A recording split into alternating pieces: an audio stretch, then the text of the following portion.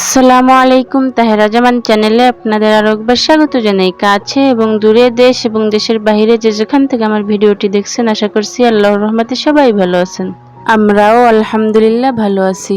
আবারও আপনাদের মাঝে নতুন একটা ভিডিও নিয়ে হাজির হয়েছি। আশা করি শুরু থেকে শেষ পর্যন্ত ভিডিওটি কন্টিনিউ করবেন। আজকে আমি আপনাদের সঙ্গে শেয়ার করব মসুর ডাল দিয়ে পাট শাক রান্না। তো এর জন্য আমি পেঁয়াজ, রসুন, শুকনা মরিচ ব্রাউন কালার করে ভেজে এর ভিতরে আমি ধুয়ে রাখা মসুর ডাল দিয়ে দিলাম। এরপর লবণ হলুদ দিয়ে নেড়ে চেড়ে ডালটা সিদ্ধ হওয়ার জন্য কিছুটা পরিমাণ পানি দিয়ে ঢাকনা লাগিয়ে দেব।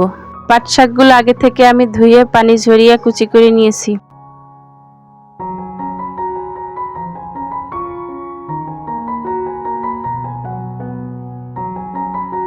ডালটা ফুটে আসার পর পানিটা একদম শুকিয়ে ফেলা যাবে না, কিছুটা পরিমাণ পানি থাকা অবস্থায় এর ভিতরে আমি কুচি করে রাখা পাট শাকগুলো দিয়ে দিলাম। এরপর কেটে রাখা কাঁচামরিচগুলো দিয়ে নেড়ে চেড়ে ডালের সঙ্গে ভালো করে মিশিয়ে ঢাকনা লাগিয়ে দেব।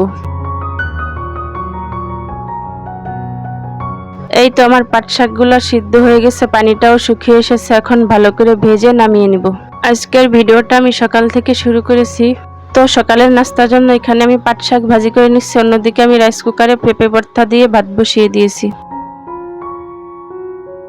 এই তো আমার হয়ে গেল মসুর ডাল দিয়ে পাট শাক রান্না। বাচ্চারা তো আর ওগুলা খাবে না, তো ওদের জন্য এখানে আমি নুডলস রান্না করে নিয়েছি। এই তো আমি অফ ক্যামেরায় বাচ্চাদেরকে নুডলস খাইয়ে দিয়েছি, এরপর পেঁপে ভর্তা বানিয়ে নিয়েছি। এখন আমি এবং মালিহার বাবা সকালের খাবার খেয়ে নিচ্ছি।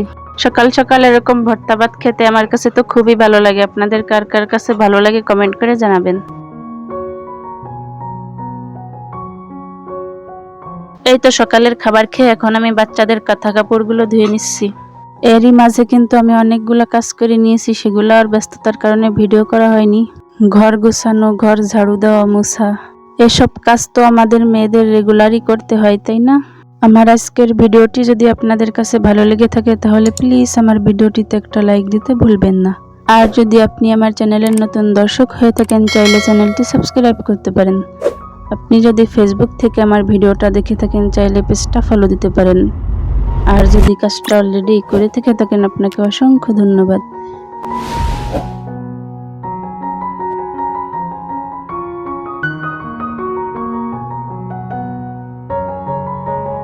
এই তো আমার কাপড়গুলো ধোয়া হয়ে গিয়েছে, এখন আমি থালা বাসনগুলো পরিষ্কার করে ধুয়ে নিব।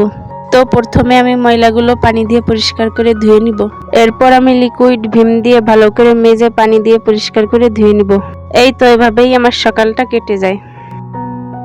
থালা বাসনগুলো ধুয়ে রেখে এরপর আমি দুপুরে রান্নার জন্য সবজিগুলো কেটে ধুয়ে পরিষ্কার করে সবকিছু গুছিয়ে রেখে বাচ্চাদেরকে গোসল করিয়ে দিব।